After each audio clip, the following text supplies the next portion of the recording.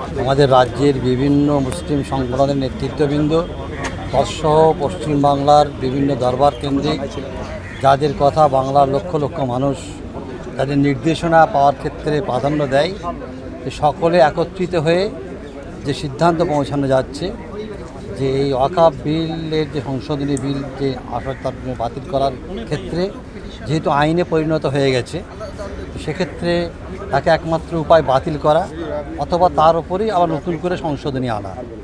এক্ষেত্রে আমরা পশ্চিমবাংলার সব স্তরের মুসলিম সম্প্রদায়ের নেতৃত্ববৃন্দ মুসলিম পার্সোনাল লকে সামনে রেখে আমার এই দেশের এবং রাজ্যের সব সম্প্রদায়ের, সব বর্ণের, সব ভাষার, সব মতের মানুষের কাছে আমার আবেদন জানাচ্ছি, এই লড়াই শুধু মুসলমানদের অধিকার কেড়ে নেওয়ার লড়াই নয়, ওয়াকফ সম্পত্তি কেড়ে নেওয়ার লড়াই নয়, এই লড়াই দেশের সংবিধানকে ধ্বংস করার প্রক্রিয়া, এই লড়াই দেশের গণতন্ত্রকে শেষ করে দেওয়ার প্রক্রিয়া।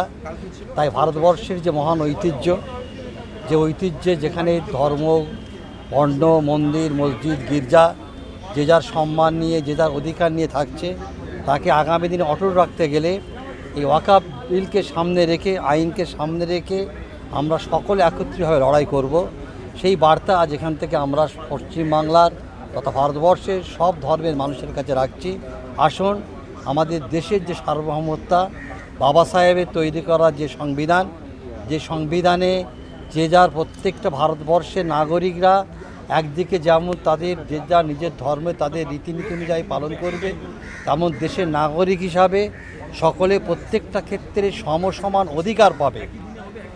আজকে পৃথিবীর অন্যান্য দেশের রাষ্ট্রনেতারা তাদের দেশের সাধারণ মানুষদের জীবনযাত্রার উন্নতির জন্য যখন তাদের financial development, social development, education development খুঁজছে, তাদের দেশের রাষ্ট্রনেতারা তাদের দেশের কোথায় মাটির নিচে গোল্ড আছে, পেট্রোল আছে খুঁজছে। আমাদের দুর্ভাগ্য, আমাদের দেশের রাষ্ট্রনেতারা কোন মসজিদের নিচে মন্দির আছে খুঁজে বেড়াচ্ছে। দেশের লক্ষ লক্ষ ছেলে বেকার, কর্মসংস্থান নাই। তাই আমরা সকলকে আজকে সবার মূল উদ্দেশ্য একটাই, এই ইস্যুকে সামনে রেখে ভারতবর্ষে বাঁচানোর জন্য, ভারতবর্ষের বৈচিত্র্যকে বাঁচানোর জন্য, ভারতবর্ষের গণতন্ত্রকে বাঁচানোর জন্য আমরা সকলে সম্মিলিতভাবে মাঠে নামবো, রাস্তায় নামবো। সে লড়াই হবে গণতান্ত্রিক ভিত্তিক, সে লড়াই হবে খুব নিয়মতান্ত্রিক ভিত্তিক, সে লড়াই আমার দেশের সম্পদকে নষ্ট করার জন্য নয়, আল্লাহর সম্পত্তিকে বাঁচানোর জন্য আমাদের লড়াই হবে নিয়ম শৃঙ্খলা মেনে। তাই সেই বার্তাই আজকে আমরা এখান থেকে সকলে দিচ্ছি। আপনার নাম? সৈয়দ সাজ্জাদ হোসেন, সাধারণ সম্পাদক, জমিয়তুল উলামা বাংলা, উত্তরা শরীফ। আসেন ভাই, সামনের দিকে আসেন।